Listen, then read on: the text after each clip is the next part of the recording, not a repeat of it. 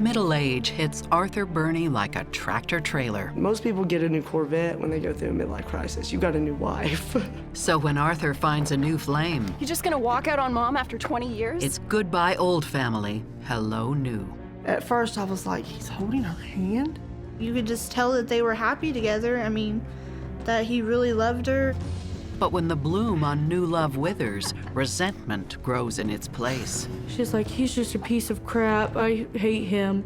We're done with that story. It's time to tell the truth. Love may be blind and marriage bliss, but divorce is murder.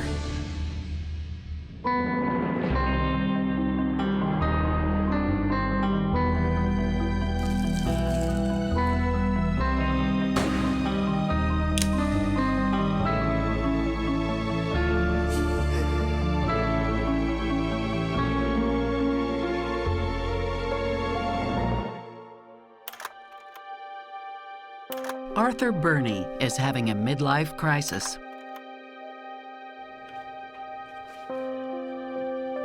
His marriage to Linda, his high school sweetheart, has long been drifting into boredom and indifference.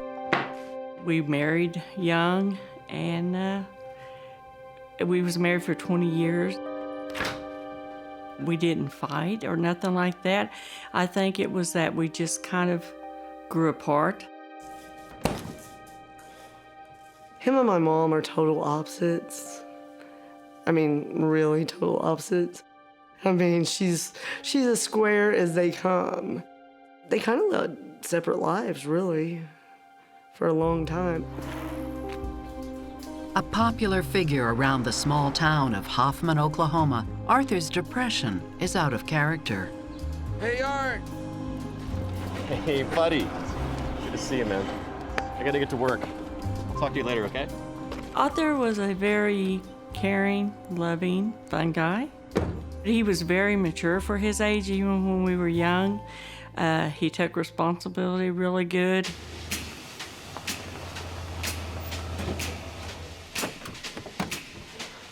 Hey, good morning, Steve.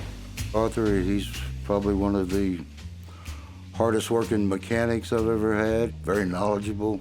Everybody liked him. He was just down to earth. He was funny.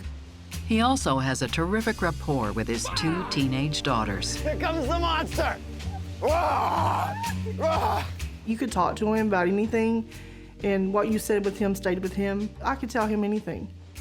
I was just always Daddy's girl, always. And I think it was because he always wanted a boy, and I was pretty much the next best thing. But as the kids grow up, Arthur sees time passing by, and he's terrified. Dad, when he hit 30, it was a sad day for him. He wasn't very festive about turning 30. It was not a good birthday party. Oh, he took it bad. You would think somebody died. You didn't talk about it. You didn't mention his birthday. Nothing. He didn't deal with getting old well. A few days shy of his 36th birthday, the arrival of a grandchild brings a temporary respite. I think he was excited, and he spoiled her. He loved her to death and spent a lot of time with her, played with her, you know, and it was great. When his second grandchild is born a year later, outwardly he's happy. But on the inside, he's starting to panic.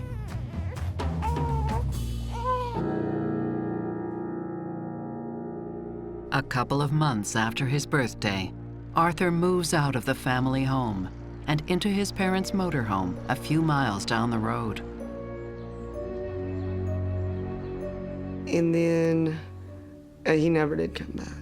It's tough on the family, especially his daughters. Samantha, she was the baby, the youngest, and for her daddy to leave, I think she felt like he was leaving her also, and it really just upset her. Karen, she was more mad about it.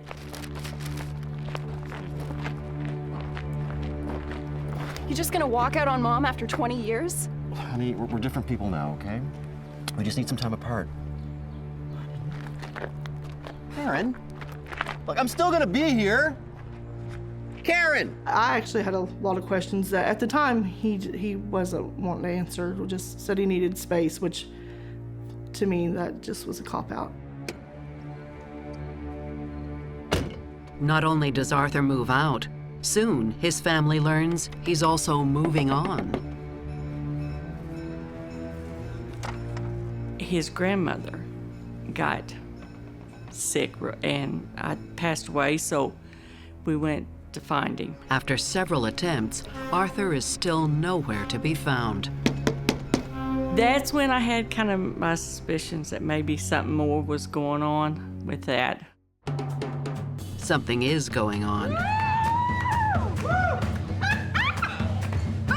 He's seeing another woman, Patricia Meeks, a 35-year-old waitress. They met at a bar. Apparently her boyfriend owned a bar and she worked at it. My new man. He went by there after work one day to get a drink and they struck up a conversation. So I guess that's their love story. I knew she had been married, but that's about all I knew. And I knew she drank and stuff and partied. One more. One more. And he calls up and he was like, well, you know, I met somebody. Her name is Trish. I pictured a tiny blonde girl with cowboy boots and jeans, you know. Arthur finally summons up the courage to introduce her to the family. It was at my Mammy and Papa's house. When I walked in, she turned around and I was just like, Hi. That's her. Hi. Thanks for coming. Just be nice, okay? Be nice. I was thinking, surely that's not her. Surely that's not her. Pleasure. Whatever his family thinks, Patricia has her charms, and Arthur is smitten. She was maybe a little funner. She cussed and drank and smoked, and my mom did none of that.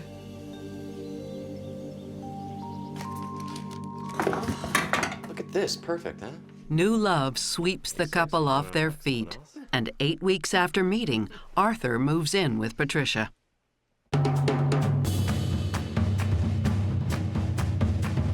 The whirlwind romance keeps swirling, and just 6 months after he leaves his first wife, freshly divorced Arthur marries Patricia in Las Vegas. I said, most people get a new Corvette when they go through a midlife crisis. You got a new wife. I felt like I was lied to a little bit, you know, and I hurt. I was just upset and that it would do that. And the newlyweds keep the surprises coming. I have a secret to tell you. Dad? What do you think? Congratulations. I didn't really know what to say. I think I was like, really? Because me and my sister, we're grown and starting over?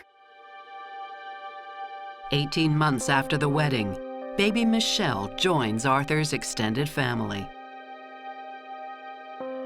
And over the next few years, shock gives way to acceptance. It's spring again. The ground warms up and life begins to stir. Maybe this is what was best for him. He seems happy. He seems to really love her. And more. She seemed nice. I thought she was a good mom, honestly. The new dad is also a devoted grandfather. Isn't it great to have the whole family together for the holidays? I had Brianna, and so we would go over there and the kids would play and he would have them outside or whatever. Linda! Everyone in the mixed family does their best to get along. I'd been to their house for Thanksgiving dinner. I helped her cook Thanksgiving dinner. These are the biscuits that Art likes. Thank you. I really tried to just get along with him and her. Forensic psychologist Brian Russell and psychotherapist Stacy Kaiser see two families trying to make the best of a complicated situation. I give a lot of credit to Arthur, Patricia, and Linda, because all of them put whatever their emotional states aside for the sake of all of their kids. And it's also important in any divorce where there are children that the ex-spouses make every effort to co-parent in a coordinated, calm, cool, collected way for the benefit of the kids. And to the extent that Arthur and Linda tried to do that, I think that's laudable. The best possible outcome for Arthur and Patricia is that even though they met quickly and had a child quickly, that somehow their intuition and their chemistry and their connection were correct, and that they really are a good match and that they can make things work together. A traditional family, it's not. But 7 years into the marriage, friends are happy to see how well things are working out. Hi, sweetie. Thank you.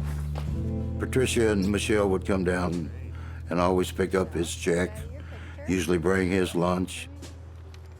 In my eyes, their relationship was fantastic. Did you do this?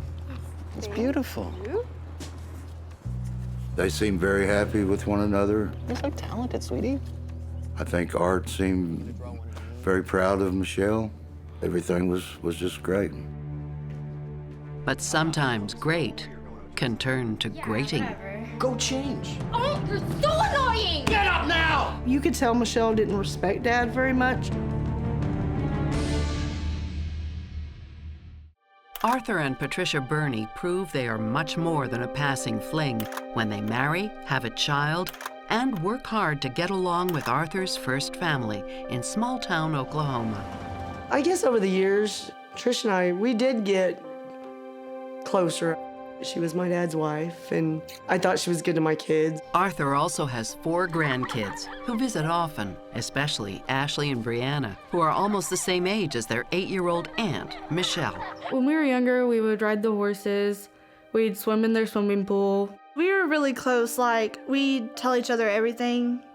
And, I mean, she was basically my best friend growing up. Arthur and Patricia are thriving. You could just tell that they were happy together. I mean, that he really loved her, and they seemed happy around me. But there's something odd about Michelle. She can't stand to be separated from her mother. One time, they literally left 30 minutes, and she called them screaming, crying. She wanted her mom, and I always asked her why. She's like, I just want my mom. I don't want to be away from my mom. Fine, I'll be there. She used to run around all the time saying, Mama, Mama, Mama, all the time. And so that was like an ongoing joke. Michelle's attachment to Patricia doesn't change, even as the girl approaches her teen years. By 2007, it starts to become clear. Arthur is being edged out. He tries to exert his influence, but Michelle only listens to her mom. He tried to have the same rules that he had with us, with Michelle. John. Yeah. He has really nice hair. Isn't it way past your bedtime? I don't have a bedtime. But you could tell Michelle didn't respect Dad very much. She got away with a lot. Daddy's just being mean. So yeah, who said something? Michelle, this hasn't been opened, and the homework is not gonna do itself. Trish never punished her. She got what she wanted when she wanted it. Okay.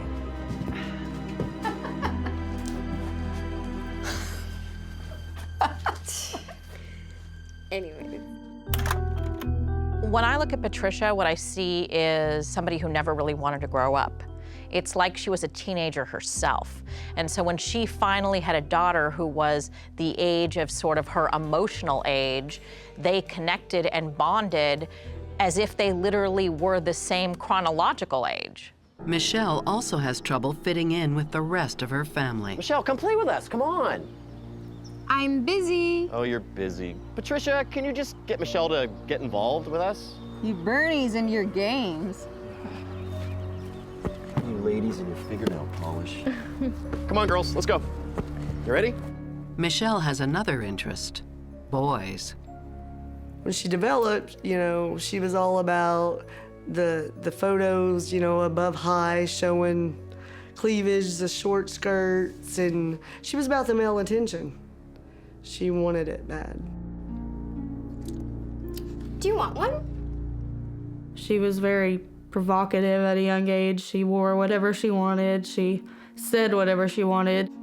You should start by unbuttoning 1 button or 2. They like that. Cleavage is good. She wanted to talk about sexual things, and I wasn't really like that, and she knew things that I didn't think she should have known at the age. Arthur tries to intervene. No, there's no way you're going to a dress like that. Yeah, whatever. Go change. I'm not gonna change. Yes, you will, and give me this phone. Oh, you're so annoying! Get up now! She just thought he was just evil because of that. She said that he hated her, and I just tell her that's not true. You know, he loves you. Michelle needs some serious reining in. You gotta start practicing some mothering skills here. Can you believe that? Yeah, you heard me. Oh, what, Archie? That kid is staying in that room. She's not going to like this. You hear me? She's beautiful. You have a beautiful daughter. She's like, he's just a piece of crap. I hate him. And I never said I hated my mom or my dad ever. And I was in shock that she ever said that. Michelle's budding sexuality drives a wedge between the couple. Hey, ladies, I'm home. And after 13 years, Arthur and Patricia's marriage has fallen into a rut. Ridiculous. He wasn't a really social, like, crowd kind of person. He liked to be at home, and she would gripe about that a lot. The only thing Art wanted to do was go home after work, grab a beer, and head to the barn. At a loss as to how to deal with his daughter's wilder side and his bored wife, Arthur chooses to spend more time with his horses than his family. She and Michelle like to go out, and they like to go shopping and go out and eat and everything. And Art absolutely had no interest in doing that. While Arthur's not paying attention, Patricia keeps spending a lot. Huh? They were really bad in debt. She had a Dodge truck. Well, she told my dad it got stolen. It got repoed. You know, they were having financial issues, and he didn't know. Arthur also doesn't know that Michelle's distracting herself from the stresses of her parents' marriage by flirting online. What you doing? It's like a dating site kind of thing. Show me. Okay. Oh, let's make you a profile. Yeah? Yeah, we All can right. do that. Okay, here we go. I knew she was on a website, but I didn't know it was dating at the time. I just thought it was another social networking website. But then I would look it up and it'd say a dating website. I always told her, be careful, because, you know, a lot of them lie about their age. And she was like, age is not a big deal to me.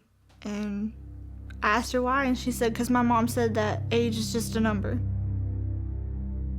Patricia seems to encourage her behavior. Naughty man. And then starts to dabble in online dating herself. Her adventures soon move beyond the virtual world and into the real one. My niece Whitney was getting married, and it was at her wedding rehearsal. She really looked beautiful, didn't she? Yeah. She started chit-chatting, and she told me she was seeing somebody. I met someone online. Oh.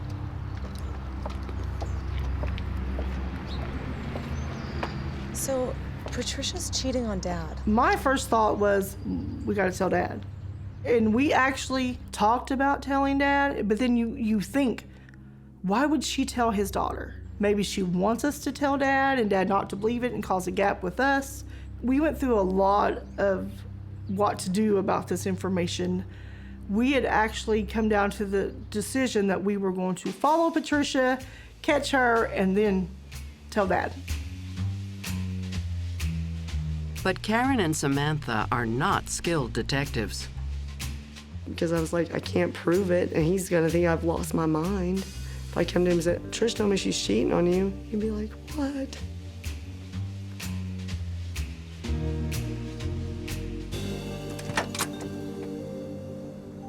So we just kept our mouth shut. It's not just Arthur's marriage that looks shaky. Friends and family notice that he looks under the weather. Everyone just noticed how he just looked kind of just sick. He had like black under his eyes. His hair was horrible. And my dad always cared about his hair. I mean, he looked bad. He did drink a lot.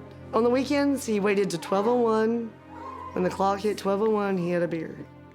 So I thought, finally caught up. And he smoked like a freight train. He seemed very sluggish, and he said he felt sluggish. He just didn't feel right, and he was concerned. He's not helped by the fact that his daughter Michelle's behavior at age 14 is really stressing him out, especially when he meets one of her dates. Patricia, who's this guy? Michelle? Who's he? A friend, How old's his friend? 27. 27. I don't know any dad that would want a 27-year-old hanging out on the couch with their 13, 14-year-old daughter. Pal, get the hell out of here. Now! Dad! Get up! Dad! Go! Dad, he's a nice guy! He actually threw the guy out of the home, and I know him and Michelle had a screaming match about it. Mom's not gonna help you. And Patricia, I think, actually took Michelle's side. You don't even care about her. Don't you tell me how I feel about my own daughter, okay? Oh, feel. You don't even have feelings. If I'm looking at Patricia's mindset, I think that she actually thinks that she is helping her daughter, that she is helping her find people to spend time with and partners in sort of that teenage camaraderie kind of a way, instead of what a traditional parent would do, which would be to really try and shelter and monitor their child's early dating experiences. If you come home and find your 14-year-old daughter with a 27-year-old guy over, there is no overreaction you could have short of shooting the guy. Oh! Sweetie. Sweetie. He didn't have the right to do that! I know. Daddy shouldn't have treated you and your friends like that. He was a really nice guy. What did he have to kick him out like that? I hate him so much right now. Okay, but who's this guy? Michelle quickly finds a more suitable target for her affections. 17-year-old Michael Richardson from Oklahoma City. We should drive up to Oklahoma City and visit Michael. Really? A few days later, Patricia takes Michelle to pick up her date, then drops them off at a nearby mall in Tulsa.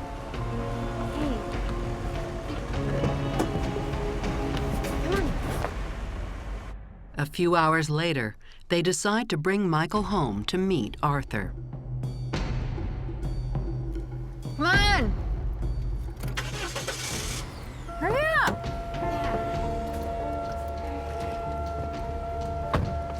So you guys have a good time?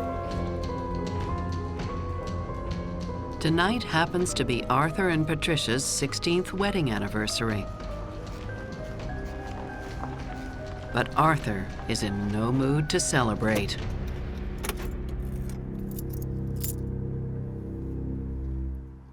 Why are the lights off?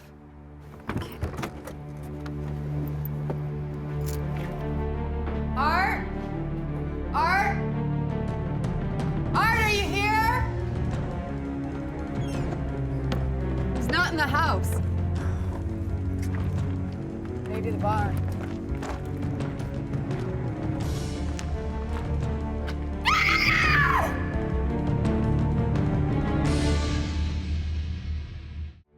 Arthur and Patricia Burney's 16th wedding anniversary should be cause for celebration. Instead, Patricia returns home to find a scene of horror. Art! Michelle! Michael! Oh my God! She finds Arthur's body in the barn and calls 911. I need an ambulance. My husband, I guess, is failing and there's blood all over the place. I can't make him get up. Is he still breathing? No, he's not breathing. They walk her through CPR of Arthur. I don't know how to. Okay, I want you to place your hands. Okay. Your ear next to his mouth. Can you feel or hear any breathing? Okay.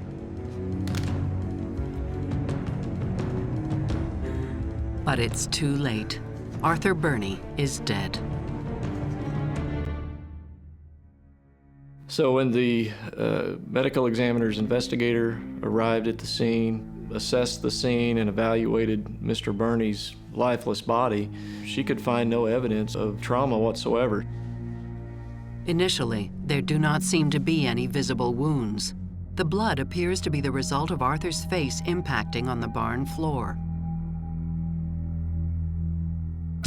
She saw no reason to suspect any kind of foul play. Only one thing is immediately certain. At 53, Arthur Burney is too young to die. I'm always letting the kids play with my phone or whatever. Somehow it got turned on silent. I finally looked at my phone and I thought, oh, I had 2 missed calls from Trish. And so I called and I was like, hey, did you call? And she said, your dad passed away last night. I pretty much was in denial. I kept saying, no, he's not. No, he's not. She said, no. I said, you're lying. And she's like, no, I'm not lying. I walk in the house and Patricia's sitting on the couch, smoking a cigarette. And I'm like, what's going on? He's dead. If Arthur's sudden death is not enough of a shock, It was a heart attack. the family's about to be devastated by the next piece of news. At the morgue, the medical examiner does a more thorough exam, and what he finds will change everything. The medical examiner actually finds what appears to be an entrance wound in Mr. Burney's head. Mr. Burney had been shot in the head by a small caliber rifle, a .22 rifle, and the projectile had entered just at his eyebrow line, which probably helped in part to mask the actual entrance wound. At that point in time, everyone's operating under the idea that Mr. Burney had been murdered.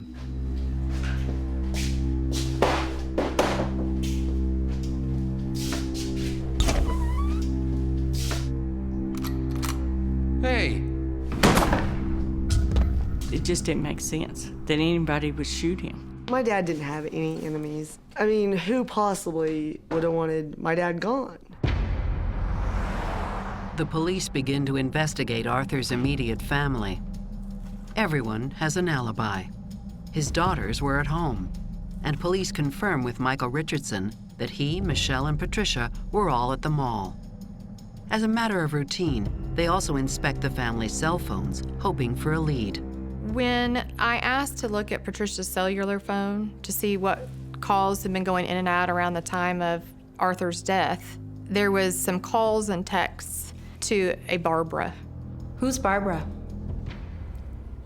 There's no Barbara. It's my boyfriend. I didn't want Art to know. She had him listed in her phone as Barbara, in her cell phone. It seems her daughter wasn't the only one with a date that night. While Michelle was at the mall, Patricia had some pressing business to attend to. We learned that, in fact, on the night that Mr. Burney was murdered, that she had actually had a rendezvous with this man that she was having an affair with.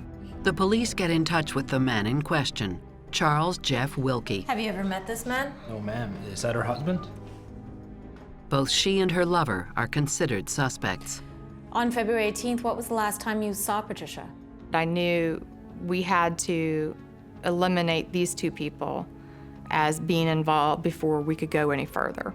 She told me he died of a heart attack over a year ago. This man that she was having an affair with was under the belief that Patricia was actually a widow. He was very fond of her. He was very fond of Michelle, and I think genuinely surprised when this all transpired to be contacted by us. It's really hard to know what to make of Patricia representing herself as a widow before Arthur had even passed away. It would just raise suspicion about herself unnecessarily. So Patricia has confessed to having an affair, but she seems to have an alibi in that she was with her lover. And so this then leads me to think that there are other possible people that might have wanted to kill Arthur. He was not getting along with his daughter, Michelle. There was this 27-year-old man who he got angry with and threw out of the house.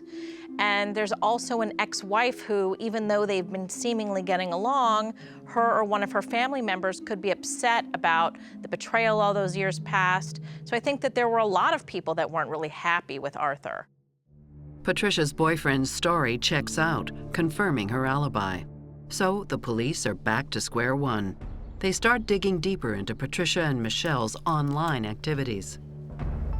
Both she and Michelle had an active internet life. She was very active in online discussions with other men, some platonic, some were very sexual in nature. As the police pour through their private lives, Hey, darling.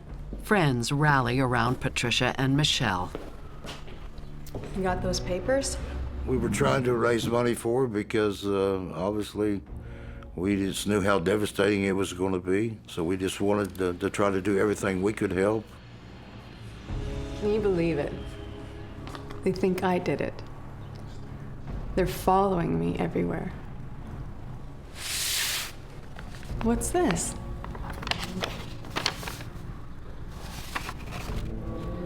Thank you. She said that they suspected her of his murder. And we thought that was totally irrational. With the investigation stalled, the family steel themselves for Arthur's funeral. Michelle talked about her daddy. You know how Daddy always had a comb for his hair? She said, you know, we forgot to put Daddy's comb in his pocket. And so I gave her a comb. Thank you. Thank you for coming. Michelle always seemed like the girl next door. But not to the cops. They've been tipped off to the fact that sweet little Michelle knows a lot more than she's letting on. Christina? Hi, yeah. I don't know what to do, man. Michelle had a conversation with one of her teenage friends. I don't know what to do. It was a conversation which caused this friend enough concern that she told her father, and her father then alerted law enforcement authorities. Michelle's tearful phone call leads the cops straight to a crucial discovery.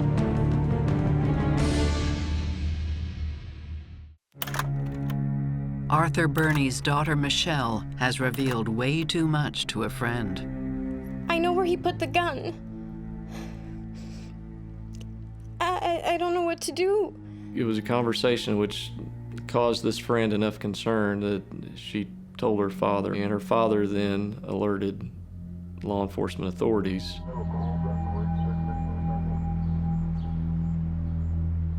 Police interview the friend, who leads them directly to Michelle's doorstep and a .22 caliber rifle.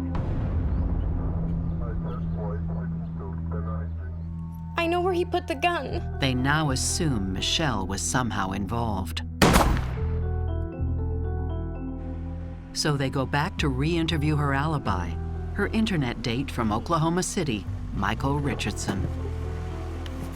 Michael and Michelle met online, and they had actually not met physically till just a few days before this murder occurred. There were texts between Michelle and Michael, and the content of those texts were highly sexual. But it's the timing of those messages and Michael's movements that raise suspicion. We were able to determine that statements about him being picked up weren't exactly accurate. So the cops pick up Michael Richardson to press him on the issue. We were able to get him in front of us and say, what about this? What about that? At what time exactly did you enter the turnpike? 3:30? Michael's story starts to fall apart. He claims Patricia picked him up from a parking lot close to the Burney home before dropping him and Michelle at the mall. But surveillance video from the store shows no sign of his presence. In fact, they'd already picked him up from Oklahoma City, giving him ample time to visit the Burney house and then go to the mall in Tulsa. Those little things that were inaccuracies, then the big things became glaring. Suspicion quickly turns to certainty after the forensic analysis of the murder weapon. A trace of DNA from the rifle matches a sample from Michael Richardson.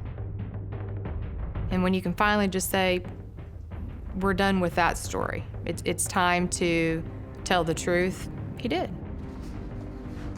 Okay, I'll tell you what I know. Michael admits to pulling the trigger. Who the hell are you? And then, just as quickly, points the finger at someone else, his new girlfriend, Michelle. 14-year-old Michelle is arrested at school the same day. Michael goes on to describe how Michelle set up the hit. Michelle took Michael to the tack room of the barn that Art was found in. Daddy's tack room?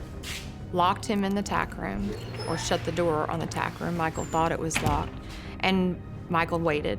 When Arthur came to the tack room like he always did to take care of his property and his animals, Michael shot him.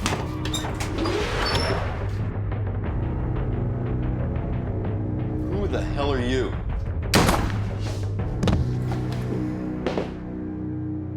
Michael said he just panicked and shot. Michael Richardson and Michelle are in police custody. But this investigation is not over. The next day, Patricia tries to visit her daughter Michelle at the courthouse where she's being held.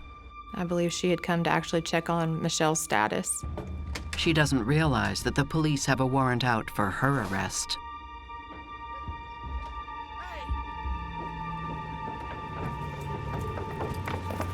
What are you doing? Officer, what are you doing? On March 15, 2011, Patricia Burney is formally charged with first-degree murder. The primary witnesses against her, Michael Richardson and her daughter Michelle. Michelle made numerous statements following her arrest via the prosecutor's office and their investigators against her mother. Okay, I'll tell you everything. In July 2010, Patricia approaches Michelle with a terrible proposition. You didn't have the right to do that. I know. She wants to get out of debt and knows just the way to do it. Trish and Michelle had been giving Dad tons of pain pills, chopped up in his food and his drink. They've been spraying his medications with roach spray. They'd been lucky not to poison the entire family. I went into the kitchen and I got the 2-liter Mountain Dew out of it, and right before I was about to pour it, they stopped me and go, no, that's your grandpa's. Oh, no, sweetie, don't drink that. I didn't think about it as much then, but once I started going back over it, it was really weird. It doesn't take long for Patricia and Michelle to realize their plan is not panning out. He would get sick, but he wasn't dying. So they get help the only way they can think of, using the internet. They had been trying to kill Arthur for months. I think this will work. And witnesses came forward and said that they'd solicited them to do it. And they just hadn't been successful until Michael. And they'd found the perfect person to carry out the hit. He was to be paid for his services. Michelle sent him X-rated videos to kind of sweeten the deal.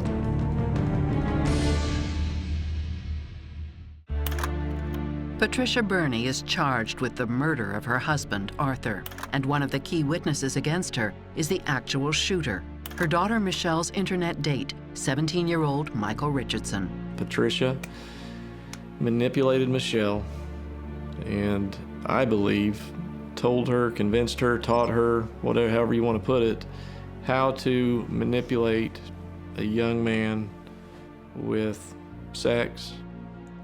He was not having a good life at that point in time. He was between homes. He was, you might say, a troubled 17-year-old boy. In exchange for murder, he's offered money and sex. Hey, Michael, you want to have fun? As hired killers go, Michael comes cheap. He was actually offered from anywhere from $2,000 to $6,000. I've heard two different figures. But he was to be paid for his services. Michelle sent him X-rated videos to kind of sweeten the deal, to make him want to come down and do it. She was touching herself very inappropriately, especially for a 14-year-old, and she's filming it. On February 18, 2011, Michelle and Patricia go to pick up Michael Richardson. Michael got in the car on that fateful day in Oklahoma City. They drove back to Coweta. He didn't even know how to shoot a gun. Michelle had to teach him. And Patricia Burney sent Michelle and Michael out back to practice for a few minutes. Hey. You are the man now. Knowing that because Arthur is a creature of habit, he's going to be home any minute now.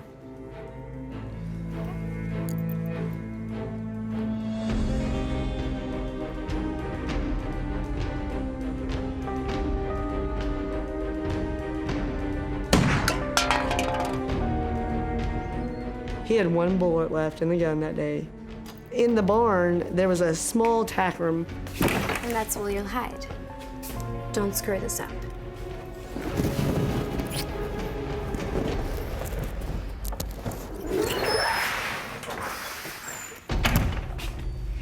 If you don't kill him, he'll kill you first. That was the last bit of motivation that she left him with. Michelle and Patricia left the property and waited up the road.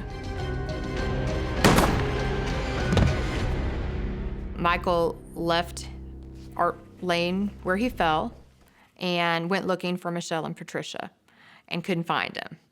And so he says he texted a smiley face to them to let them know it was done. They actually leave him dead and go to Tulsa in an attempt to, I assume, create their alibi. Patricia drops off Michael and Michelle at the mall over in Tulsa. And then she went off and had dinner with her lover. When they get home, they begin the charade. I think my husband's dead. Is he still breathing? No, he's not breathing. I want you to place your hand, your ear next to his mouth. Okay, I'll try.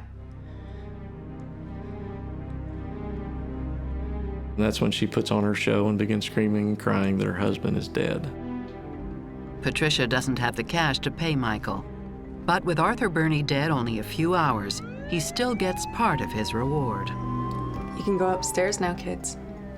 Michelle and Michael not only had sex up in the house, but they took photographs of one another.